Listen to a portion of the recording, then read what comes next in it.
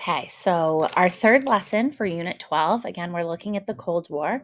We're going to look in particularly at one of the proxy wars that the United States gets involved in. What a proxy war is, it's a war where countries are kind of fighting against each other, but the fighting is actually taking place somewhere else with other people.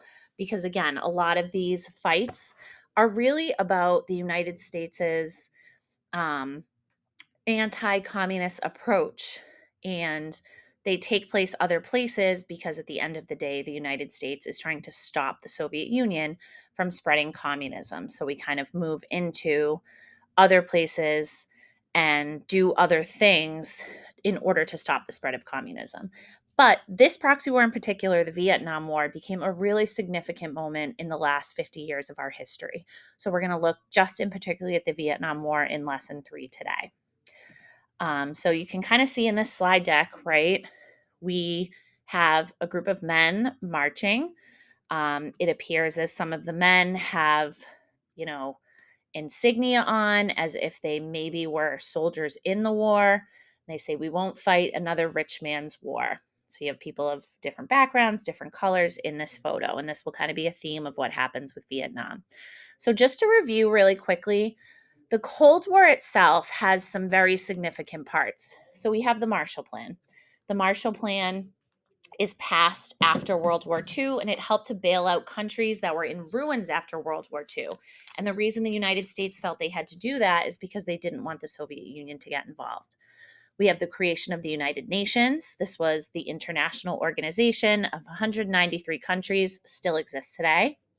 We have the Truman Doctrine, which was issued by President Truman. This is the idea that the US would help countries financially to help them not become communists. We kind of start in Greece and go from there. NATO and the Warsaw Pact were two alliances that were created at the beginning of the Cold War. NATO is headed by the United States, and the Warsaw Pact was headed by the Soviet Union. With Asia, America helped fight a war in the 1950s against communism. This happened in Korea, where you have China, with the help of the Soviet Union, trying to invade all of Korea. The United States, with the help of the United Nations, sends in troops to Korea to stop this.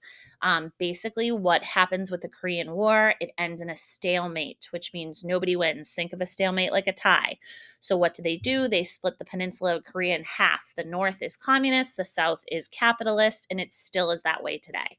We have North Korea that's under a dictatorship, communist rule, and South Korea that is a capitalist economy. In the last lesson, we learned about the Cuban Missile Crisis. This was the point of the verge of nuclear war between the US and the Soviet Union. So, Vietnam is going to be another major incident that takes place, and it happens over a period of almost 20 years. Under Eisenhower in the 1950s, the 34th president, he says we need to help the French send some advisors in. So the area of Vietnam is in Southeast Asia. It was under control by the French. After World War II, the French kind of lose their grasp on their empire. So Eisenhower wants to help sturdy their empire. So he's going to send in some advisors. Ultimately, in 1954, the French pull out of Vietnam and the other South Asian colonies that they held, like Cambodia and Laos. Those are the three other countries that are on the peninsula of Indochina, what it was called, because it's between India and China. So Eisenhower says, we got to go in, we got to help them. We can't allow them, again, to fall to communism. Kennedy is the next president. He says we need to send in more advisors, and maybe we start thinking about sending in some troops. Johnson, who becomes president after JFK is assassinated, says we need to send in a lot more troops. We cannot lose a war. The United States has never lost a war in its history. And then after LBJ in 1968, Nixon says we can't win. We got to get out. So the Vietnam War happens over a period from 1954 to 1973. This was the American attempt to contain communism in Southeast Asia. So as you see in the map on the left, okay, Vietnam is the country that you see here in color, okay? We had South Vietnam that was being aided and supported by the United States, and North Vietnam that was being aided by China. By this time, China is a communist country as well. they are aided by the Soviet Union. So, why did the United States do this? Because they had this idea of a policy of containment. They said they would prevent the spread of communism because the US had this idea that there would be a domino theory. So, if you know dominoes, right, looking at the political cartoon over here on the lower right, if we allow one country to fall to communism, every other country will fall to communism. So, we needed to stop the spread because, again, all about this is not allowing communists to spread around the world. So, what is the background to Vietnam? As I said, Vietnam had been part of French Indochina. It was a colony. So, basically, remember, colonies controlled by one power. They basically take all the things they need from that country without many benefit to the country itself. After World War I, the Communist Party, led by Ho Chi Minh, the man you see on the right, rose to power. France asked the United States to assist them with the rise of Ho Chi Minh. We aid them to the point of like basically 75%. And in 1954, France loses the Battle of Dien Bien Phu and flees Vietnam. So, what happens after 1954 is Vietnam becomes divided, very similar to Korea, as I explained on the first slide, along the 17th parallel. The north that you see in pink would be communists, the south would not, it would be pro West. Ho Chi Minh, though, was very popular, and he made very popular communist changes in the north. And beginning in the 1950s and continuing into the 1960s, the communist government of North Vietnam attempted to install, through force, a communist government in the South. So the United States sends in troops, sends in advisors to resist. How does South Vietnam resist against North Vietnam?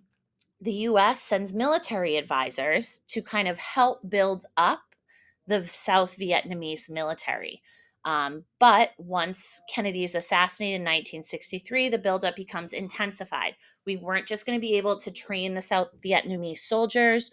We were going to have to send in our own soldiers to help protect South Vietnam. So now our containment policy includes battle against the North Vietnamese. American involvement amps up to a high level after the Gulf of Tonkin resolution. In 1964, President Johnson says that U.S. ships are attacked by North Vietnamese troops. He asks Congress to allow him to expand the war effort. What he does, he begins to send in more and more and more soldiers. So involvement steadily increases through the 1960s. At first, many Americans supported these efforts in the early 1960s. At the time, back home, Lyndon Baines Johnson, LBJ is what he's called for short, he was working on a huge domestic program called the Great Society. This was an attempt to help deal with the issue of poverty back home. He would have preferred to work on this. This was the thing that he wanted to do. He wanted to help eradicate poverty. He passes in 1964, the same year, the Civil Rights Act. He was bound to not allow the United States to actually lose its first ever war. He was like, even though I want to do these things back home, abroad, meaning like outside of the country, I can't allow us to lose the war. In the United States' minds, we are winning the war because that's what we're seeing. We're seeing victory. We're seeing all these things. This is the first war that takes place during the age of television. However, in 1968, there is a holiday for the Vietnamese people called Tet. There was a truce that there would be no fighting on the holiday. And the North Vietnamese do the exact opposite. They come into South Korea or South Vietnam, sorry, they attack. And even though the US troops hold, it proves the war is not nearly over like Americans were being told.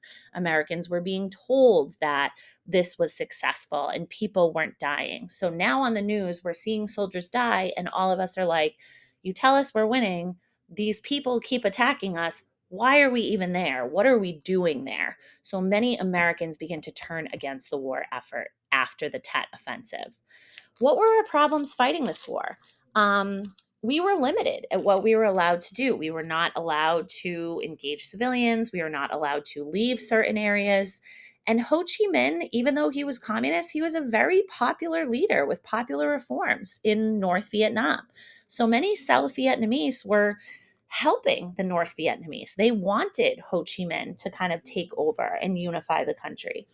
Um, they had a lot of secret tunnels and secret ways that they were getting goods using what was called the Ho Chi Minh Trail, who supplied the Viet Cong. They're called Viet Cong because they were Vietnamese communists in the South, by, bringing goods through Laos and Cambodia, which were the two neighboring countries, which at the time were both neutral. And we couldn't really identify who the enemy was. Was this person a South Vietnamese person that was supporting the United States? Were they a Vietnamese person that was supporting Ho Chi Minh? We really couldn't tell, like, who is the person we're fighting. And the other part is the soldiers being fought there. Many of them were being drafted to fight, meaning it was not their choice. They were being told they had to go fight the war. They were not inspired to fight against these people and to kill people. It's not like when we fought against, say, Hitler or the Japanese, where we were fighting to like protect democracy and like, help different places. They didn't see a reason to really even care. Why can't we just leave this place and allow them to be what they want to be? I'm fighting on the other side of the world for a cause I don't really care about.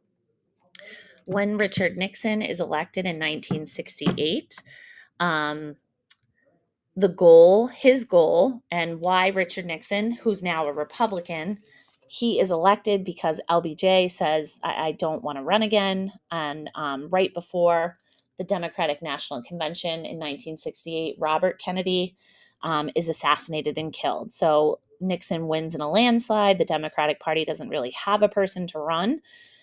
So when Nixon takes over, he says, our goal is this idea of Vietnamization.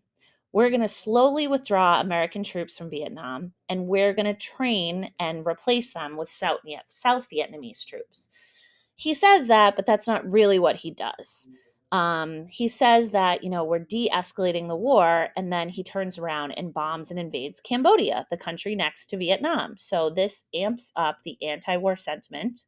Um, this amps up protests across the country because we're like, you say we're leaving this war, then why did we just bomb another country? Are we getting into another war? Like, this is completely crazy. So the US eventually in 1973 realizes that this is not going to finish. So we draw up peace accords with North Vietnam. Nixon's quote is, this is peace with honor. And we slowly evacuate and leave the country. But what the war does is this causes a very bitter division in America over Vietnam, led by a lot of young people. Again, as I mentioned earlier, the young people are the ones fighting the war. They are being drafted and sent to this war, but it's older people that are in support of the war. And they just feel like, people are dying, people are being killed, and for what?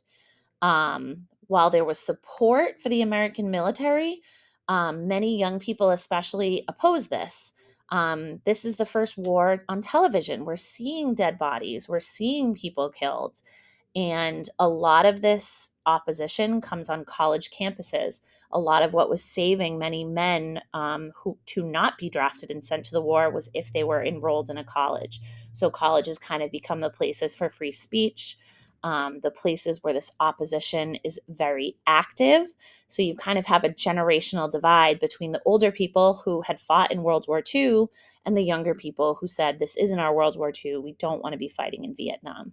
So you have college protests breaking out across campuses across America. And eventually this will come to a startling conclusion, question mark. The photograph you see here was taken during a student protest at Kent State University in Ohio. There was an anti-war protest that happened. The National Guard was sent in to put the protests down, and the soldiers opened fire on the students. 4 people are killed, 9 are wounded. So this violence made the nation realize that, there was a war happening here too. There was a generational war happening here too. Many people thought that this, in the future, people are going to say that this moment was like the end of this age of activism of the 1960s. Like Kent State, like ended that. The song that you see on the right, you're actually going to be listening to during your must do assignment as part of this lesson. We're going to be examining some anti war protest songs. So, this song is written after Kent State as a reflection of what occurred in 1970. So, what's the legacy of the war altogether? The United States, as I said earlier, eventually pulls out of the war in 1973. Vietnamization failed. Nixon's plan failed. By 1975, Vietnam reunited under communist rule. Nixon was forced to resign due to the Watergate scandal, which we'll mention in a later lesson. And this really questioned people's faith in government, drastically started to diminish.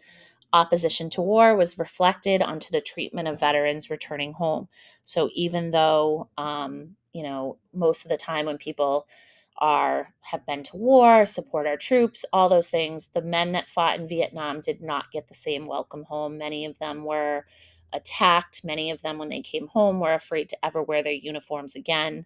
Um, and it really was just kind of a very tarnished and conflicted period of time in United States history.